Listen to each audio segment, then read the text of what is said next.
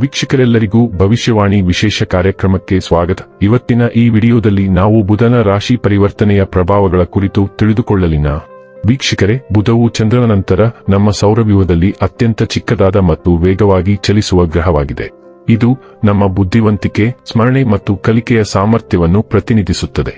ಇದು ನಮ್ಮ ಪ್ರತಿವರ್ತನೆಗಳು, ನರಮಂಡಲ, ನಮ್ಯತೆ, ಮಾತು, ಭಾಷಾ ಸಂವಹನ, ಲಿಖಿತ ಅಥವಾ ಮೌಖಿಕ ಮತ್ತು ಸಂಖ್ಯೆಗಳಿಗೆ ಸಂಬಂಧಿಸಿದ ಯಾವುದನ್ನಾದರೂ ನಿಯಂತ್ರಿಸುತ್ತದೆ.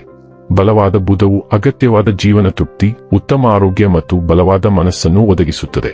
ಇದು ಸಕಾರಾತ್ಮಕ ಫಲಿತಾಂಶಗಳನ್ನು ತರಬಹುದು, ವ್ಯಾಪಕವಾದ ಜ್ಞಾನವನ್ನು ಪಡೆದುಕೊಳ್ಳುವಲ್ಲಿ ಹೆಚ್ಚಿನ ಯಶಸ್ಸಿಗೆ ಕಾರಣವಾಗುತ್ತದೆ. ಇದು ವ್ಯವಹಾರದಲ್ಲಿ ಉತ್ತಮ ನಿರ್ಧಾರ ತೆಗೆದುಕೊಳ್ಳಲು ಸಹಾಯ ಮಾಡುತ್ತದೆ.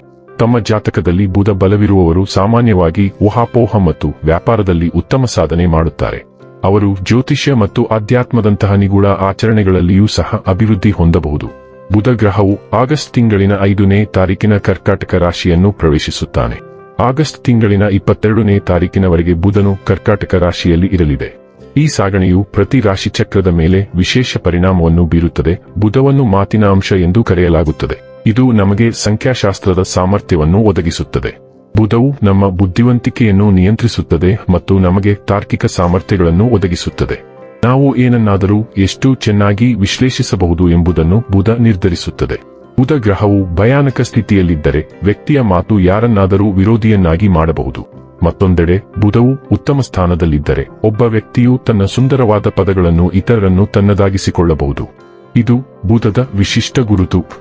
ವೀಕ್ಷಕರೇ, ಬುಧನ ರಾಶಿ ಪರಿವರ್ತನೆಯು ವೃಷಭ ರಾಶಿಯ ಜಾತಕದವರ ಪಾಲಿಗೆ ಹೇಗೆ ಸಾಬೀತಾಗಲಿವೆ?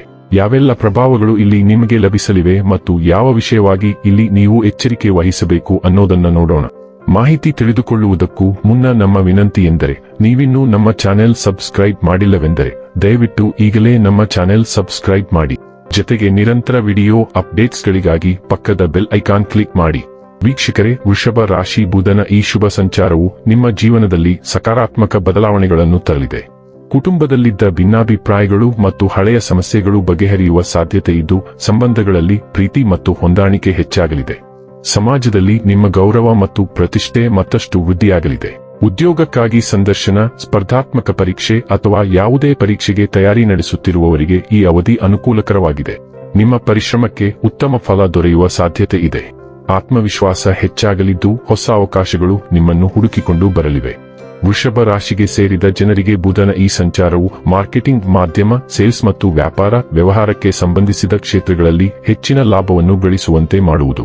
ಈ ಅವಧಿಯಲ್ಲಿ ವೃಷಭ ರಾಶಿಗೆ ಸೇರಿದ ಜನರ ಮಾತಿನ ಪ್ರಭಾವವು ಸಾಕಷ್ಟು ಹೆಚ್ಚಾಗಲಿದೆ ಮತ್ತು ಹೆಚ್ಚಿನ ಜನರು ನಿಮ್ಮ ಮಾತುಗಳಿಂದ ಆಕರ್ಷಣೆಗೆ ಒಳಗಾಗುವರು. ಈ ಸಂದರ್ಭದಲ್ಲಿ ವೃಷಭ ರಾಶಿಗೆ ಸೇರಿದ ಜನರು ಸ್ವಲ್ಪ ಹೂಡಿಕೆಗಳಿಂದ ಹೆಚ್ಚಿನ ಲಾಭವನ್ನು ಗಳಿಸುವರು.